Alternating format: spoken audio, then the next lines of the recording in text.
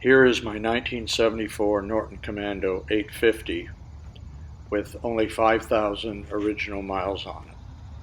I'll give you an overview of the bike and the work that was done first, then do a cold start, and then ride it. The 1974 Commando is, in my opinion, the most collectible of all the years because it's the last one before the switch to American brake and shifter sides. This one is pristine. The clock shows an actual 5,101 original miles, and I can attest to the mileage because I've owned the bike for 32 years, having purchased it from the first owner. The numbers match, and it has a clean South Carolina title. I just finished restoring the motorcycle, and I did it with the objective of replacing every wear part and making it just as it left the factory. I did upgrade the wheels from the stock type wheels. Let's go over the components. The paint on the gas tank is still the original. I added a new cap and new fuel lines. The frame and most ancillary parts, like the stands and battery box, were powder coated. The exhaust system is all new with Norton factory parts that I was lucky enough to buy in England years ago and kept on the shelf. The same applies to the fenders. The seat is totally new, including the foam and pan.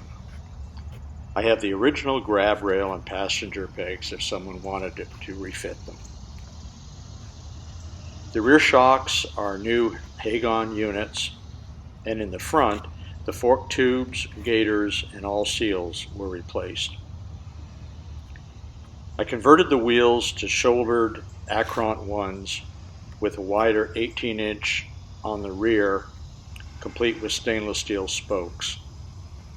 The tires are brand new Avons, and the tubes are new Michelin.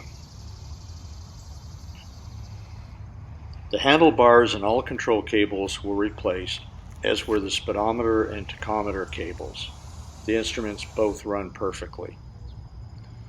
A Cibi halogen headlight was installed in an all-new headlight shell and headlight supports.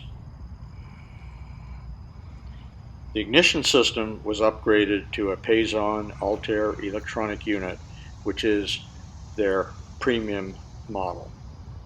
Coils and spark plug wires were also replaced.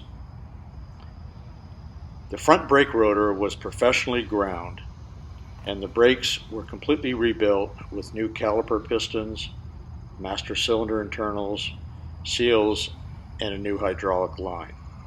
The rear brake was still in perfect order. Engine gaskets and seals were all replaced. The buffers and the gaiters in the Isolastica system were also replaced. The swing arm spindle and bearings were replaced, although they didn't need it, and filled with the correct oil with new caps and seals. There is absolutely no side play in the swing arm. A new chain was fitted. The factory grease is still on it, as you can see. You'll also notice a small thing, and that is that the foot peg rubbers are still the original ones. I left them on rather than replace them to show how little the bike has been used. As you can see, they show negligible wear. There are a lot of smaller items, but I'm really just trying to cover the main ones here.